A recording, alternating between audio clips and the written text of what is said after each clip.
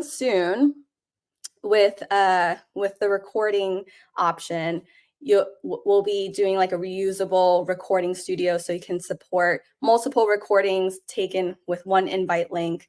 So that's coming soon. And in terms of just one of the trending best practices that people are using is hosting an on-air webinar. And so on-air webinar, you're basically hosting webinars directly within StreamYard, embedding it live onto your website, enabling registration, automating it to your calendar, getting automated emails, things like that, and being able to customize it. And let me just walk you through how you do it. So on-air webinar, you can give it a title, a description, and set up registration. You have unlimited registrations with the webinar and a 10,000 live viewer count limit. If you need any more, definitely let us know. You can schedule this and just make sure that it's in, just take a note that it is in the time zone of whoever is creating it. And then we just launched being able to create a thumbnail via AI, so you could kind of play around with that. This kind of pulls from your previous brand assets.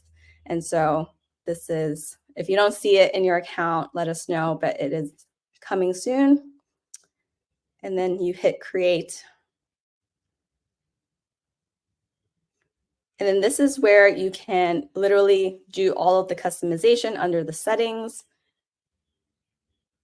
So from the color to the logo to the thumbnail, you'll be able to see a preview on the right-hand side, whether it's a page that you're creating or if you're embedding our StreamYard player onto your specific website. And this is a really good option if you really wanted to gate access or make a VIP white label type of event for your audience. You can embed it. And you have different options here. So the watch page, you could disable or enable the live chat, the on-demand, and the live viewer count. And then there's registration. So with registration, we just launched being able to restrict domains. So this is really important if you're thinking about like security, about, you know, who do you want watching your content. So definitely see these options and play around with it. Let us know what you think.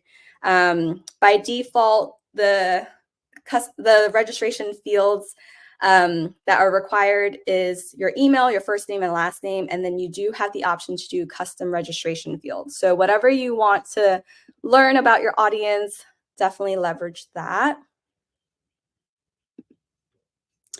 And then there are automated emails that come with registration, so it saves you and your team a lot of time. So being able to receive a confirmation that you registered, a reminder, and a thank you, and if you had the on-demand, that almost instantly gets sent out as well.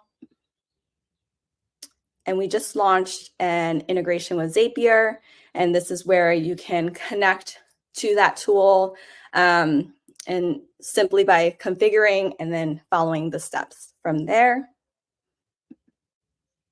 And then in terms of registrants, this is where you'll be able to see all the details, right? Like who attended live, who watched on demand, who registered, and then any other custom registration fields. And you could export all this information and learn about your guests prior to the event, and then also curate your future content in the future. So lots of options there. I'll pause. And Nikki, are there any questions?